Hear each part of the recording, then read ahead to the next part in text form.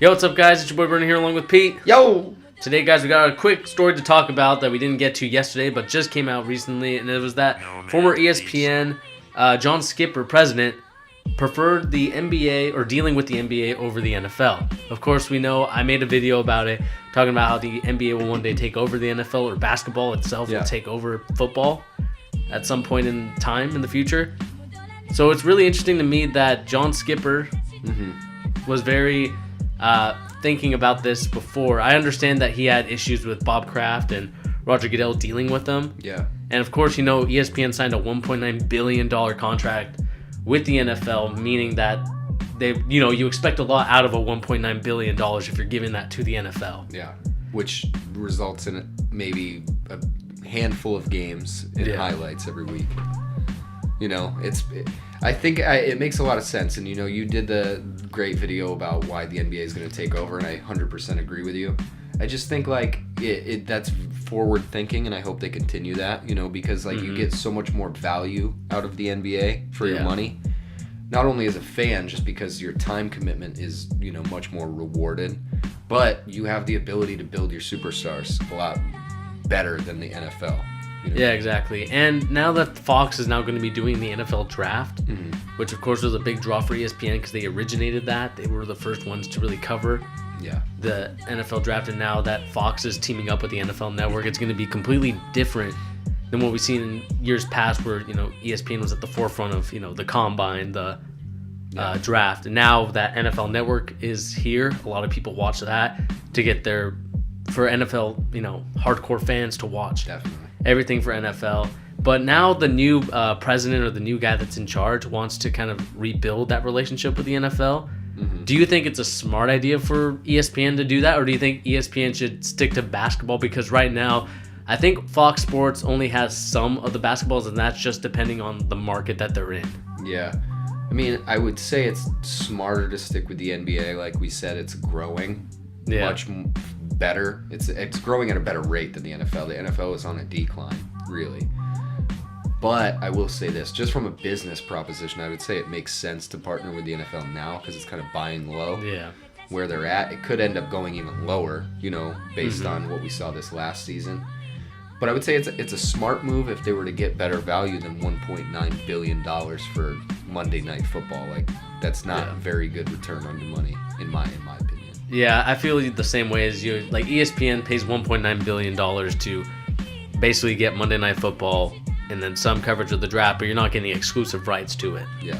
You have to share that now with Fox and the NFL Network. So, to me, ESPN should have done a better job at negotiating with it. I mean, they also get, wild card games, but, sometimes they're good, sometimes they're not. Just depends. Yeah. But they're not getting past that round. They're not getting divisional. They're not getting the championship game or the Super Bowl itself. So it's interesting. It is definitely interesting. I think if it was me in that position, right, which not anywhere near that position, but I would say NBA should be your big money, right? Right. Because you could, you have superstars in the NBA, and it's just the faces of NBA players are much more recognizable than NFL players. Mm-hmm. But then you get on the ground level for things like, big esports competitions, which ESPN is trying to do, and they've been trying to do for a couple of years. But just stay on that. Honestly, the NFL, they still are contractually obliged to have the Monday Night Football games, right? Yeah. How long is that contract? Do you have any idea? They have a few years at least. I think they have a few years before the collective bargaining agreement. Because I think they just signed it within the last couple of years, right? Yeah, and I think it's coming up soon because the NFL players are trying to now push for that fully guaranteed contract. Now, I mean, we see some people we just saw recently with Kirk Cousins. Mm-hmm. He signed a deal that nearly guaranteed fully his whole contract, which, before it was never the case. I mean, we remember when Colin Kaepernick signed his contract, he only got 19 to 20 million out of, I don't know how much he, 54, 55 or something like that. Yeah, something like that. So I think we're now seeing a shift in the sports culture because people, especially sport athletes, want that NBA, MLB money now, where the contract is fully guaranteed and not just partly guaranteed, which is something that a lot of people have had issues with the NFL since they are the highest paying league and generate the most revenue out of all of them. I mean, they've doubled the NBA in revenue. So you expect those contracts to be at least fully guaranteed. Not only that, but just the injuries. You Yeah. want your money to be guaranteed if you're putting your body on the line for the sport. Yeah, exactly. If the guys in charge are making money off your own, literally your blood, sweat, and tears, I would hope to be guaranteed my contract too. Mm-hmm. Especially guys like, let's say, Richard Sherman, right? Just got cut from his decent contract. He now has an incentive-laden contract, so he might not make 20% of what he has signed his contract for. Yeah. So I would understand a guy in that position wanting a guaranteed contract. I would, that's for sure. Yeah, I mean, just, Richard Sherman, he's already in his 30s. And, the 49ers could determine whether or not they want to pay him that much. They could take him off the team, or in terms of not playing him in a game, because it's all based on his play. Yeah. It's all based on what, all-star or all-pro team he makes. So Yeah.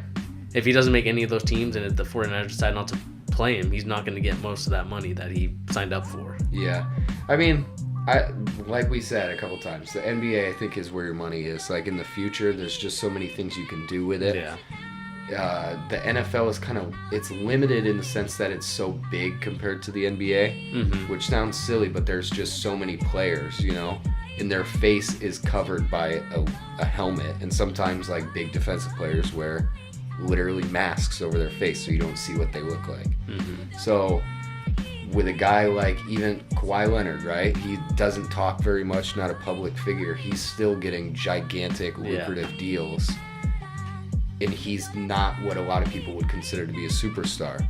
Yeah, I agree with you with that. I'd just keep your money in the NBA and then figure out other things and then keep your Monday Night Football. To me, I don't watch football very often. I know a lot about it, but I just don't keep up with it as much as one, big sports fan like myself would.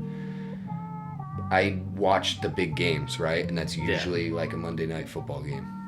Yeah. That's all I care about. So if ESPN that's all they have, good for them. I don't care about the other stuff. Yeah, I think it's right for ESPN to ask more of that $1.9 billion contract. I mean, I understand that when you signed it, of course, subscription numbers were really up. Yeah. But now that the numbers are declining, people are starting to have to pay more now for ESPN. It's becoming to a point where I don't know what ESPN's new model of how they're going to generate revenue is going to be in the future. I don't know. ESPN is to me, it seems like a struggling company, right? Because I don't even necessarily go to them to get all my sports news. It's just not. They don't have the monopoly on the market like they did 10 years ago. I'll check Bleacher Report sometimes before I check, ESPN, or sometimes I'll check The Ringer, or most of the time I'll just look at Twitter and see scores and updates on that. Yeah, or even just checking out YouTube videos of really creative guys that make NBA content news like we do. I'm not saying that we are.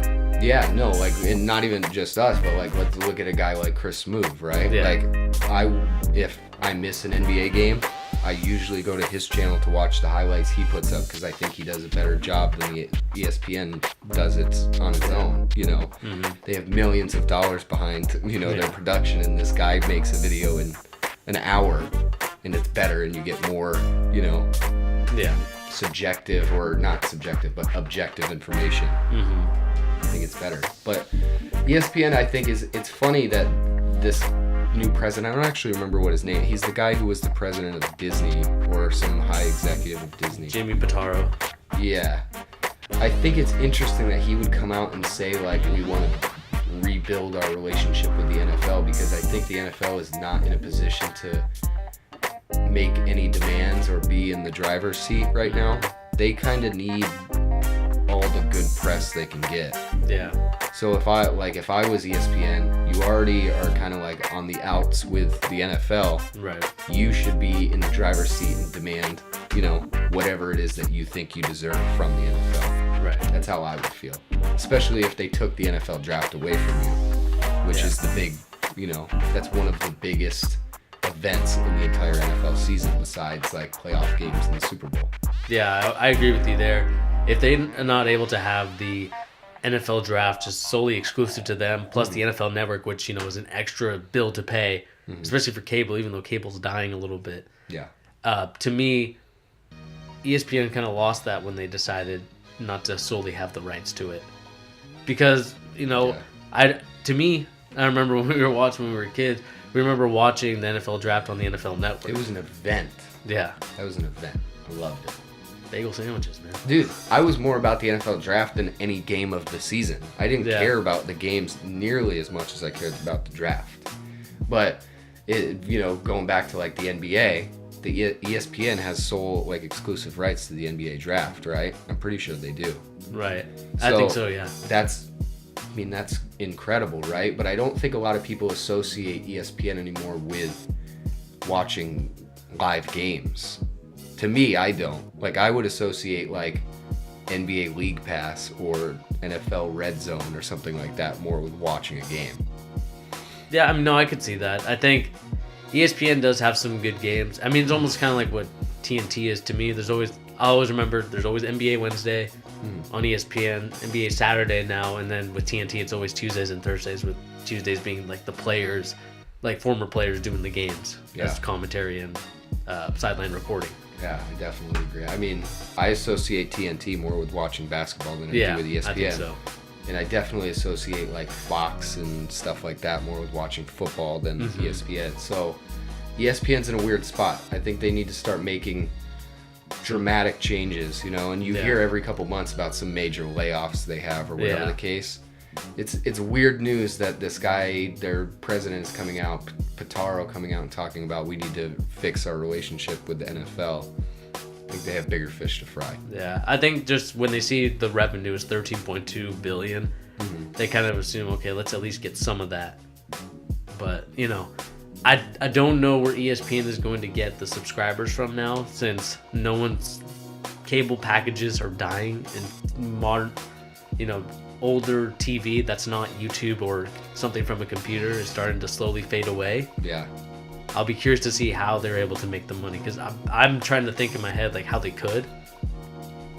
I mean, the only way that I think is that if you were able to get the rights to the local TV game, so let's say, like a league pass, but you're able to get the Boston Celtics game versus, I don't know who, the Atlanta Hawks on the East Coast, that's like on NBC, which is like their channel. And you were able to say, you know what, we'll pay for the rights, and if you're subscribed to our ESPN account, or if you're subscribed to us, we'll give you that game. I mean, that would work for me. Like, I don't actually pay for League Pass, right? Right. So I have to go through other means to watch like a New York Knicks game, right?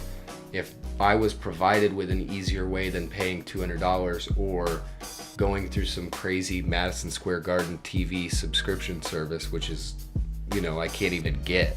Like, I need to be within their area code to get it. But if ESPN had some process as to which I could get that, I would definitely, do something with that, Yeah, so it'll be interesting to see what ESPN does. What do you guys think? What do you think ESPN's plan should be? Should they go to the NFL and try to mend relationships, or should they just skip it altogether and focus on different sports? Let us know in the comments down below. What do you think?